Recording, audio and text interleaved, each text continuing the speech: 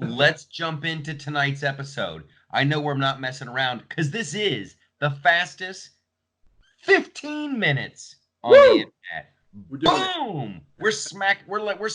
I will smack that ass like it's wearing a MAGA hat. Let's go.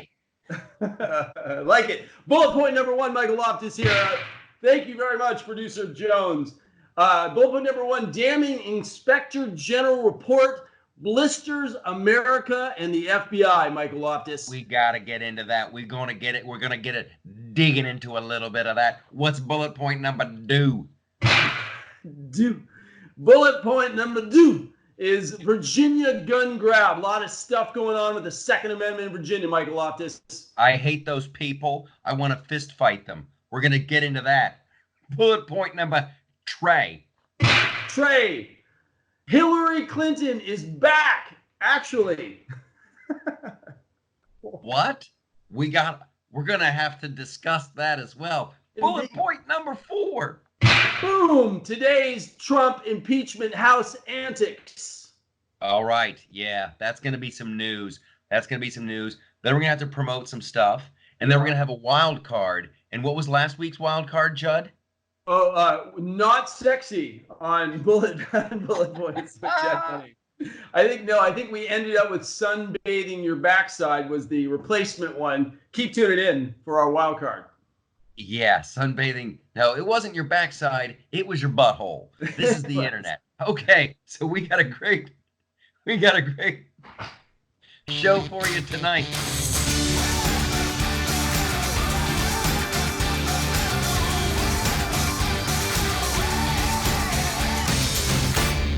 Let's just jump in. Let's go with bullet point number 1. I want to talk about this stuff. I have thoughts that I need to share with America live via satellite.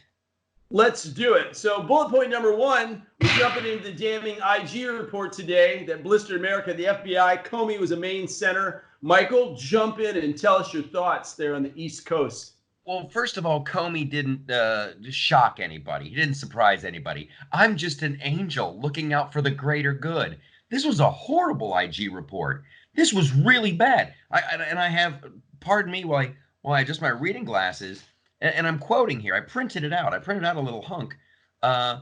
This is a failure not only of the operational team, but also of the managers, the supervisors, including senior officials, and the chain of command.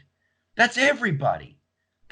Senior officials, chain of command. Everybody. That's an epic failure. We can't let them weaponize the government. Right now, the president, and we're going to be talking about impeachment here in a little bit, they're impeaching the president for digging up dirt on a private citizen. That's what the FBI just did. Oh, great point.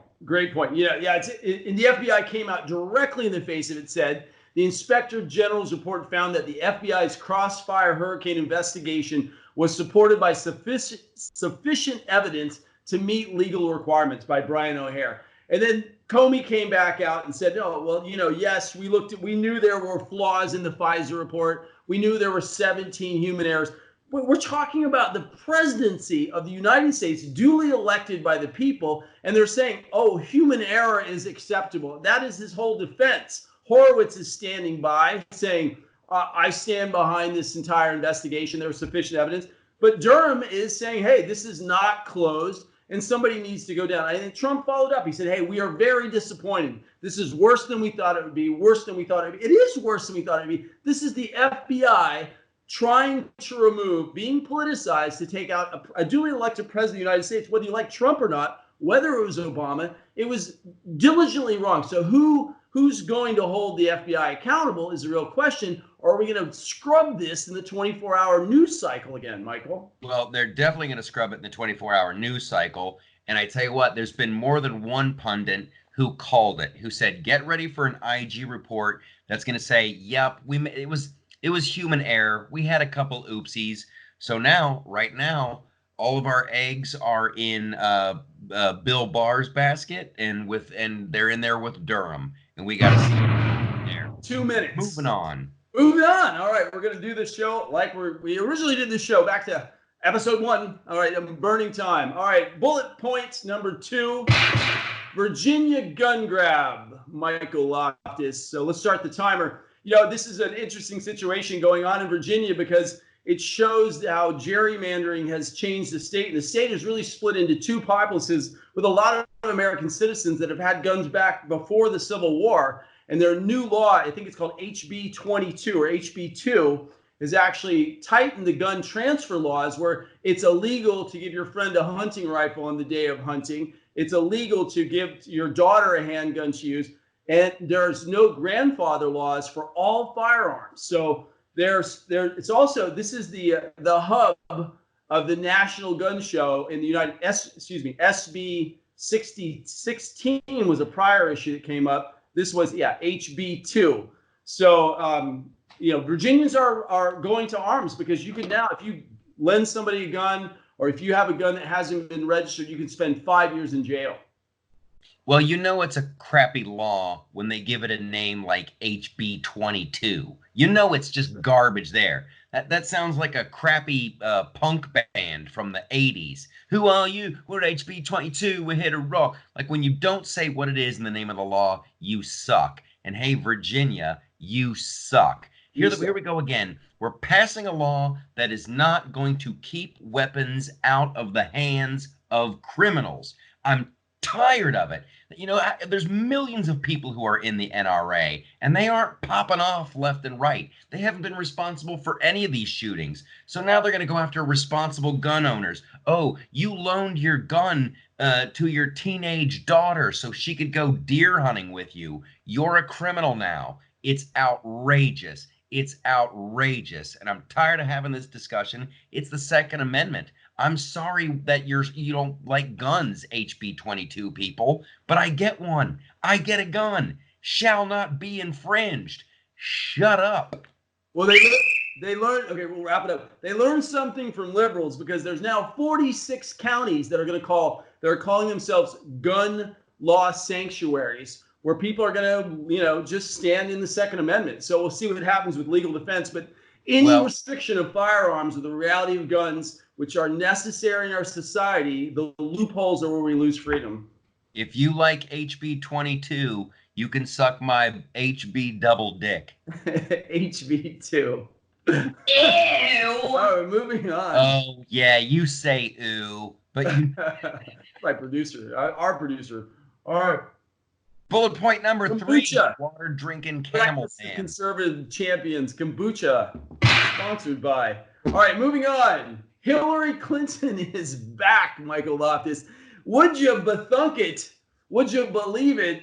Hillary Clinton, the purveyor of passing uranium to the Russians, the email hacking, smashing, hammer using, and apparently behind the scenes, if you were following the Epstein reports recently, some of the people behind the scenes said Hillary is completely two people.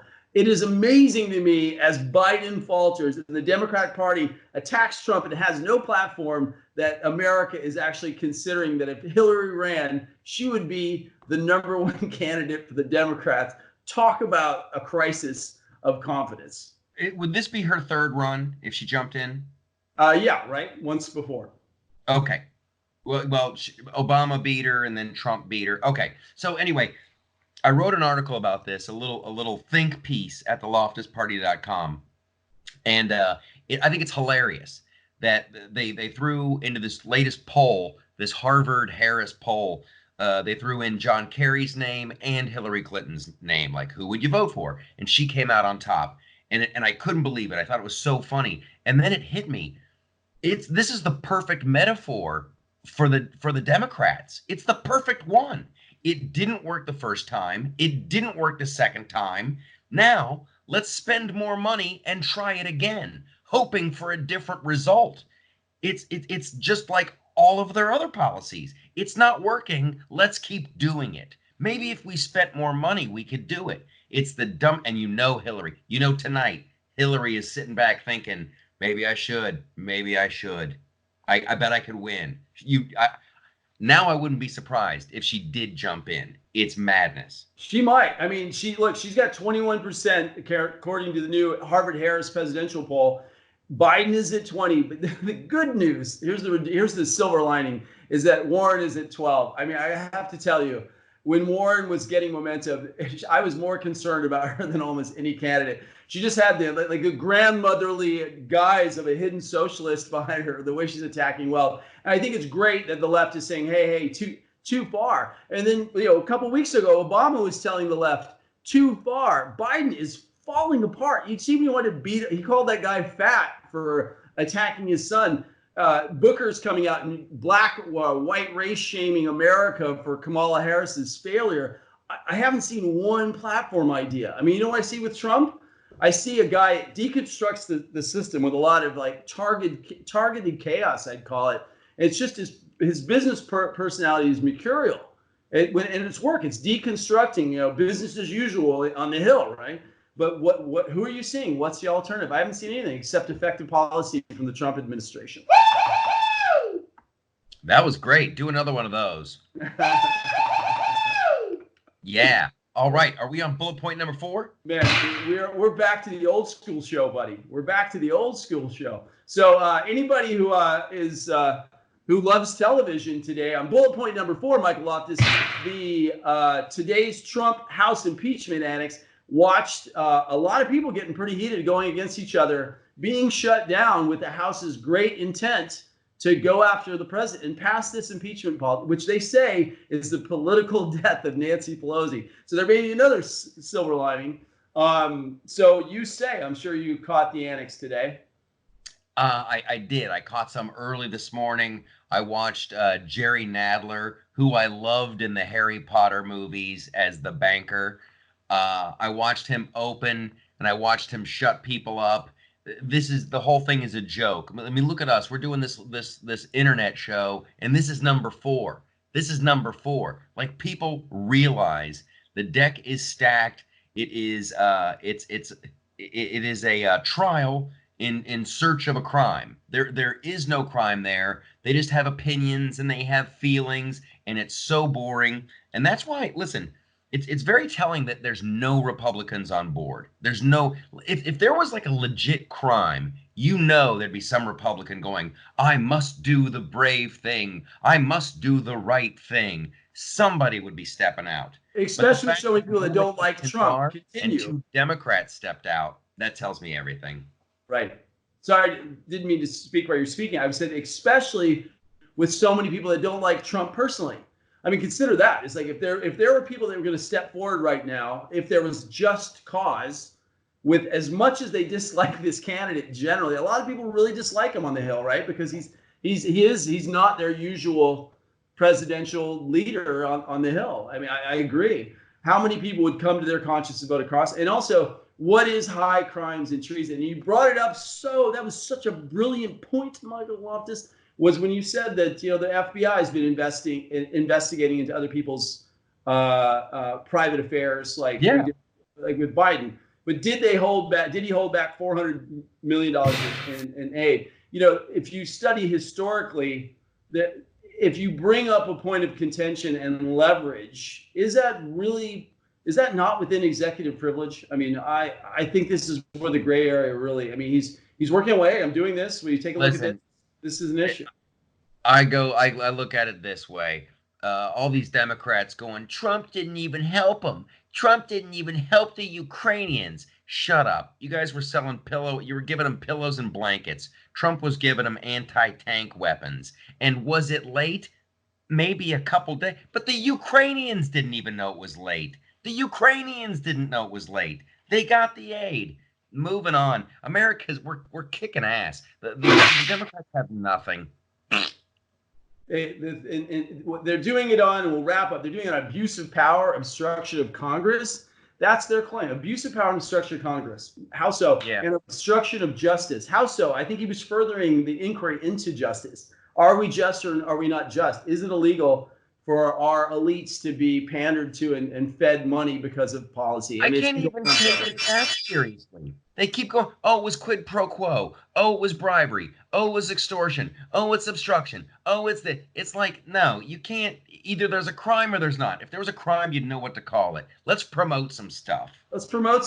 And ladies and gentlemen, welcome to the promotional section of Weekly Bullet Point, which we're going to keep actually short and bullet pointed within the bullet points tonight. Michael Loftus, you're there writing on a television show. Congratulations in your ongoing and successful trade. When are we going to hear about that in the trades? I don't know when they're going to make the announcements, but when we start filming, I'll let you guys know. Right now, we're writing, and I'm super excited. I can't wait to see the early cuts of the Freedom to Laugh stand-up special for Fox Nation. I'm hoping to see that later this week, and I'll have an update for you guys very, very soon. In the meantime, go to the episode 48. loftusparty.com. By the way, tonight, ideally, or tomorrow, we're going to release a single shot. We were a little delayed over the weekend, so look for that. We did a really heartfelt special for some of the greater challenges. We do some serious stuff on the show, so look for single shots coming pretty quickly. And in a few days, usually Wednesday, you'll see our show here, Bullet Points, and you'll see single shot on the weekends, our unplugged longer topic. And on my side, major publisher asked us to do a 2-page redacted synopsis and pick our best chapter, which is not easy. When you write a book, it's really a flurry. So we've got a number of people reading the book. We got some great quotes, and you'll be able to buy it soon. Make sure to go to Michael's website at theloftusparty.com for all of his great shows each week. And you can check out our prior website, Conservative Unplugged, where I am actually showing our weekly episodes here and some of Michael's work. And then lastly, follow us on YouTube at Bullet Points USA. So moving on. All the social media. What's that? I said all the social media across the platforms. Across the platform.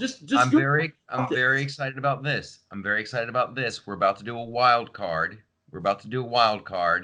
And it might not be about the battery life of a Tesla or how earthworms chew dirt or what's the latest fabric the moon. What do you got back there, Judd? What's the wild card? What's wild about this administration is that we have the second Jackie Onassis really in the White House that so many of us love. And I think we're going to slow down the wild card, and we're going to get wild about Melania Trump, Michael Loftus, because not only is she the hottest first lady that at least in my lifetime, she's done a lot. She's doing a lot of great things, and she has cool jackets and shoes. So I know you're a big fan. Let's talk about Melania Trump as our wild card. I'm a huge fan. And listen, it was already bad enough. Okay, she's a former model. She's like a legit model. And they don't put her on the cover of Vogue because, we don't know what she's done for the world of fashion. Are you kidding me? She was a freaking model. Look at her. So it's horrible the way she's been treated. She does events at children's hospitals. She's helping all kinds of youth and people across the spectrum that need help. And people who work in hospitals are protesting her. It's crazy. You've gone too far. This woman is doing awesome stuff. She's insanely fashionable. And then people always come back at this one. They always, because she did some like nude pictures back in the day. And they're like, oh, is that what you want from your first lady? And I'm like, a hottie? Yeah. Listen, I never wanted to see Barbara Bush's titties. I've never wanted that. Melania. Ew. Thank you. Isn't it enough that she's on the $1 bill? That's funny. I just want to say we have a female producer, which helps us, right? We get a little more content. It's not just two dudes; it's a female producer in the house. So thank you for your commentary on our maleness. Yeah, I mean, I think she's elegant. I think she's reserved. I think this is a funny that we put up here. I think a lot of people are focusing on the marriage. And it can't be easy to be married to Donald Trump's eccentric personality. We know, like a lot of presidents, look, every president has his derelictions. Fortunately, we don't have a drug addict in the White House. Fortunately, we seem to not have as far as most of us are concerned. It seems that we have a pretty noble person, and he's gone through a lot of things before he became a public servant. I mean, look at how many people have acted poorly as a public servant. But as people get old, I think Mamet said this, whether they drink beer or they eat granola, by the time they get older, they kind of mellow out. This couple has sustained. We have a grandfather in the office who goes to Shabbat in support of Israel. I mean, he's a family guy. His kids don't drink.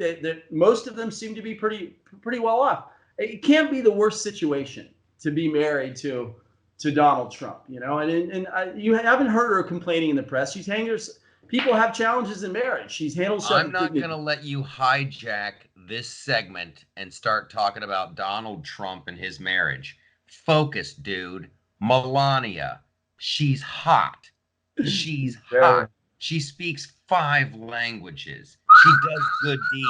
And she looks like $1,000,000. I like that look she gets where her eyes get squinty, like she doesn't know if she remembers you or not. Like you're at a party and she's all like, "Ooh la la."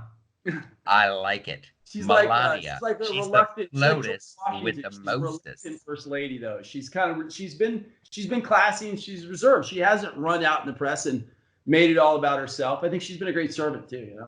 Yeah, big time. This was a great show. And she's hot. All right, there we go. Did we do it? We did it. I think this is our fastest show. We returned back to our origins. You know, we know the internet is moving fast. We know everybody's moving fast. The great Michael Loftus said 18 minutes tonight. We'll see if we logged it in. I want to thank everybody coming to Bullet Points. Single Shot is coming up. Michael Loftus, give us your outro, and we'll see you next week. Michael? Thank you all so much. We love you. God bless you. Make sure you subscribe, hit like, and click that bell button. That way you'll know when we got a new show. Tell your friends and put on some pants.